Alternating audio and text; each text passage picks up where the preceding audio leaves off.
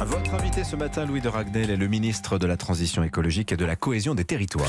Bonjour Christophe Béchu et bienvenue sur Europe 1. Depuis hier, Emmanuel Macron et tous les ministres disent « on fait le maximum pour débloquer les dépôts de carburant ». Ça veut dire quoi concrètement, faire le maximum ?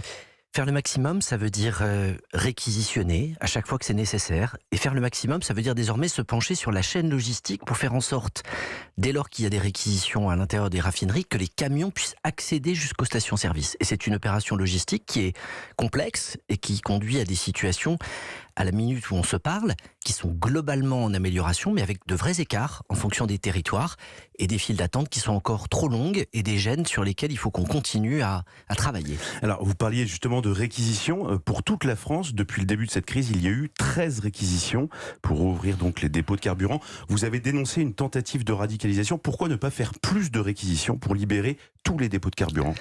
Toutes ces réquisitions, elles sont encadrées par la justice. Et vous remarquerez que à chaque fois que les réquisitions voulues lancées par le gouvernement ont été attaquées, nous avons gagné en justice les référés parce que les juges ont considéré que c'était des réquisitions qui étaient proportionnées. La ligne du gouvernement, c'est le dialogue, oui, le blocage, non. On a donc laissé un temps pour le dialogue social. On a ensuite fait en sorte d'attendre que des accords majoritaires soient signés dans les entreprises. Et là où ces accords majoritaires sont signés, nous réquisitionnons quand des minoritaires bloquent un accord majoritaire. C'est ce qui se passe depuis quelques jours. Hier, Bruno Le Maire, le ministre de l'économie, dit maintenant le temps des discussions est terminé.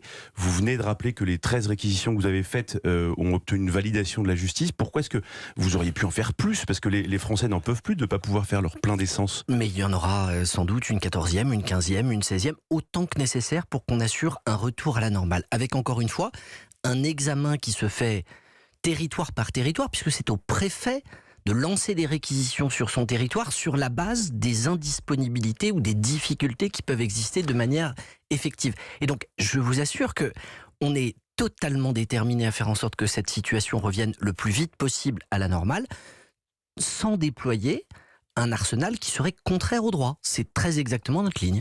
Oui, mais pour les Français qui n'arrivent pas à faire le plein, vous comprenez que est-ce que ça pose un problème, une question d'autorité de l'État ? Je pense, ou en tout cas je comprends que celui qui a peur de ne pas pouvoir faire son plein soit plus qu'irrité par cette situation. Je veux rappeler pourquoi on en est là. On en est là parce qu'une minorité syndicale décide à la fois de ne pas respecter des accords majoritaires qui ont pourtant abouti à l'issue de négociations à des hausses conséquentes de salaire, et qu'il y a une stratégie, je dirais presque politique, de jonction ou de convergence des luttes, avec la marche de dimanche et les appels à la journée d'aujourd'hui. Et je comprends que beaucoup de Français ne sont pas dupes de ce qui est une tentative de détourner le dialogue social pour en faire autre chose. Et alors, vous avez sous votre tutelle le ministère des Transports. Pour les Français qui veulent partir en vacances pour fêter la Toussaint, qui vont peut-être prendre le train ou la voiture, qu'est-ce que vous pouvez leur dire ? Est-ce qu'ils pourront prendre le train ce week-end ? Est-ce qu'ils pourront faire un plein d'essence pour partir en vacances ? Le gouvernement est totalement mobilisé pour que ce soit le cas. Nous n'avons pas de raison de penser qu'on aura une situation qui sera dégradée à la fin de la semaine. Au contraire, tous les indicateurs vont vers une amélioration pour les différents modes de transport. On vient d'entendre vos propos sur ce que vous dites des grévistes. Vous parlez un peu d'un détournement de la mobilisation sociale. Qu'est-ce que vous dites aujourd'hui à tous ceux qui sont en grève ? Il y a le secteur pétrolier, le nucléaire, la SNCF. Qu'est-ce que vous leur dites aujourd'hui ?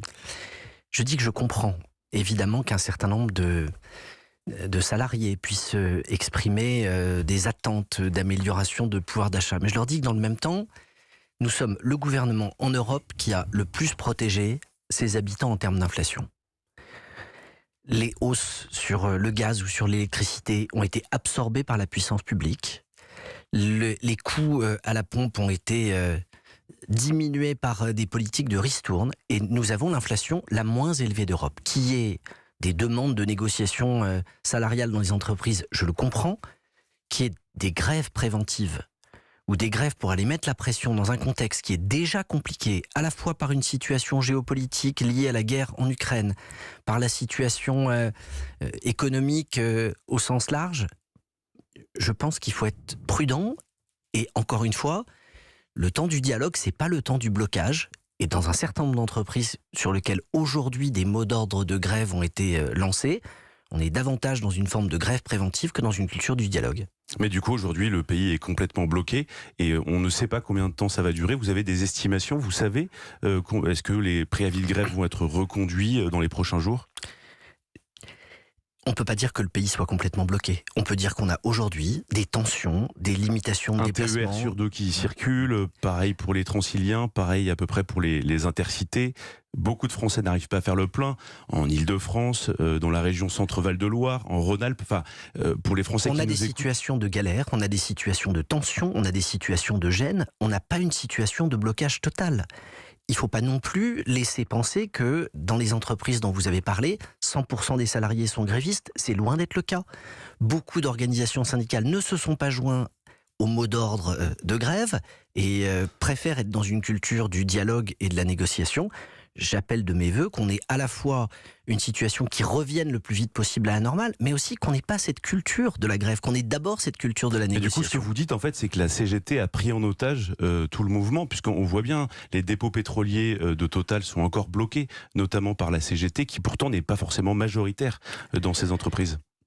Un syndicat minoritaire refuse de respecter des accords majoritaires signés par d'autres organisations syndicales. C'est quand même une curieuse conception du dialogue paritaire. C'est illicite pour vous ?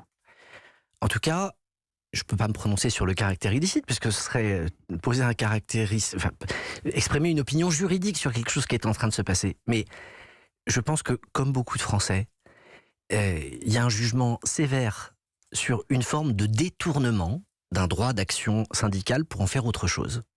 Quand on a obtenu des augmentations salariales qui sont conséquentes, quand le dialogue social a débouché sur un accord à l'échelle de l'entreprise entre des représentants syndicaux élus et la direction, on n'a aucune raison de rester dans une grève qui se poursuit au-delà de ces accords et de ces négociations. Alors, un des révélateurs de cette crise, c'est que les Français sont très attachés à leur voiture thermique. Aussi, une grande partie de l'économie du quotidien est liée au carburant. Vous êtes donc ministre de la Transition écologique. Les Français veulent-ils réellement une transition écologique ? On peut être attaché à sa voiture et avoir pleinement conscience qu'on ne peut pas continuer à vivre comme on vit pour laisser notre planète habitable. L'urgence climatique, aujourd'hui, plus personne ne la discute. Et la transition écologique, c'est pas un choix esthétique, c'est une nécessité si on veut laisser aux générations qui arrivent un mode de vie qui soit agréable comme celui qu'on a connu. La transition écologique, c'est agir pour le climat, c'est pas agir contre la liberté.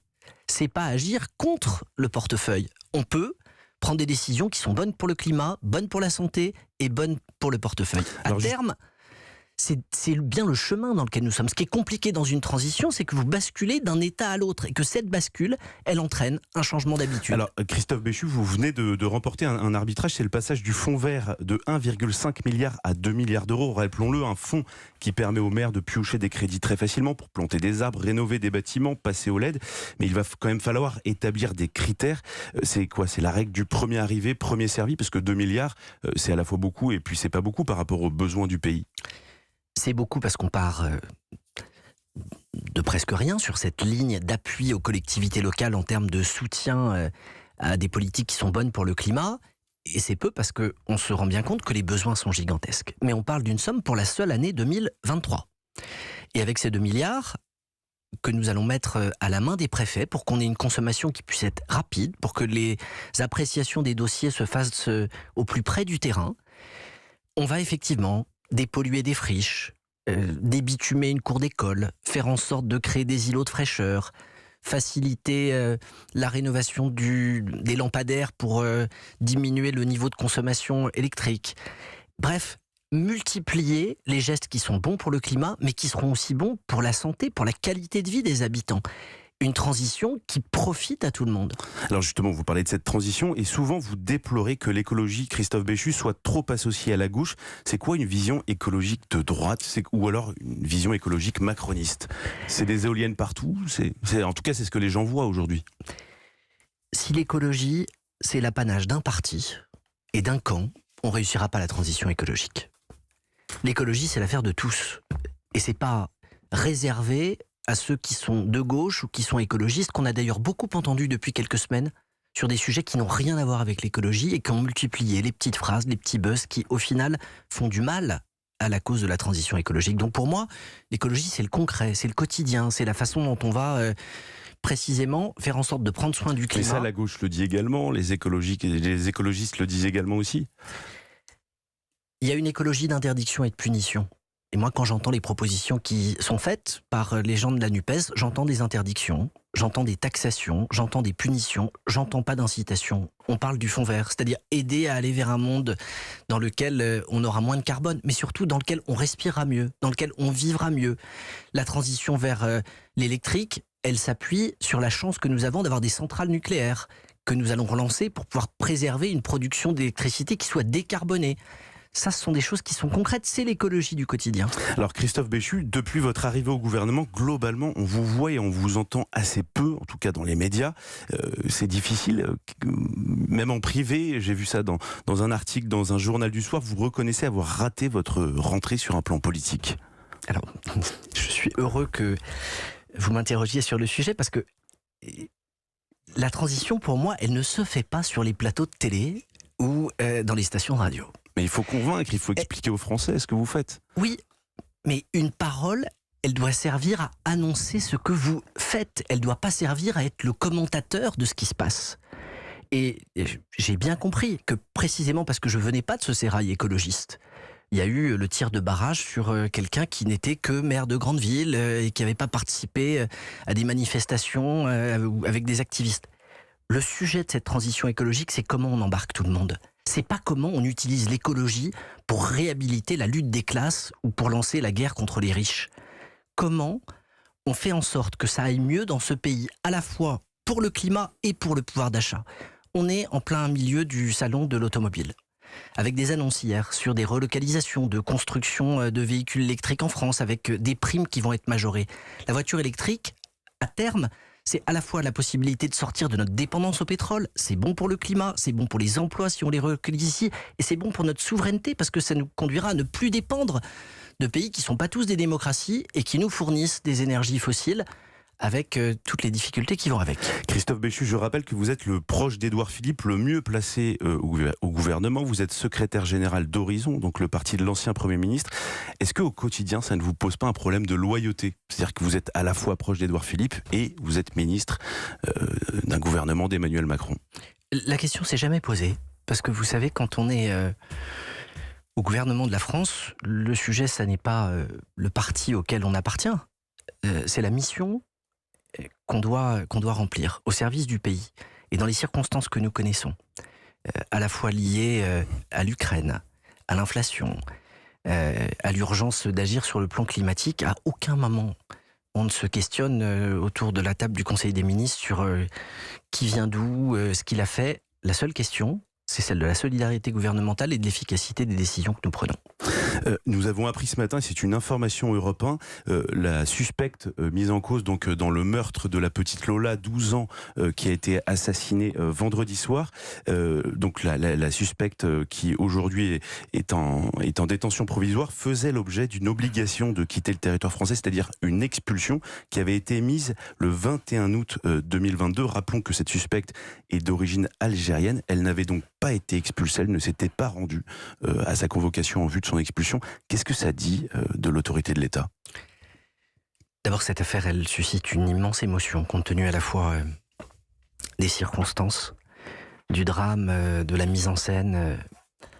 Pour le reste, le sujet, il est brûlant. La justice est en ce moment en train d'essayer de démêler tout ça. Et ce que je souhaite, c'est laisser le temps à ce travail de la justice et de la police de se faire. De ce point de vue-là, parce que ensuite, les Français qui nous écoutent bien compris peuvent se dire, mais si elle avait été expulsée, la petite Lola, aujourd'hui, serait sans doute en vie.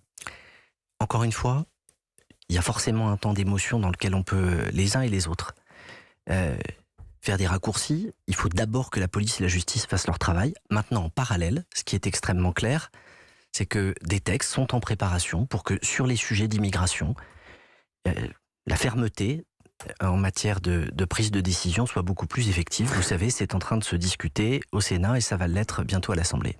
Dernière question, Christophe Béchu. Quand est-ce que le gouvernement va utiliser le 49.3 ? Ce soir ? La Première ministre décidera du moment opportun. Les débats sont censés se terminer demain. On attend de passer la grève ? Les débats sont censés se terminer demain. Il y aura un usage probable du 49.3 dans les prochains jours. Merci beaucoup Christophe Béchu. Bonne journée à vous ainsi qu'à nos auditeurs. Restez avec nous sur Europe 1.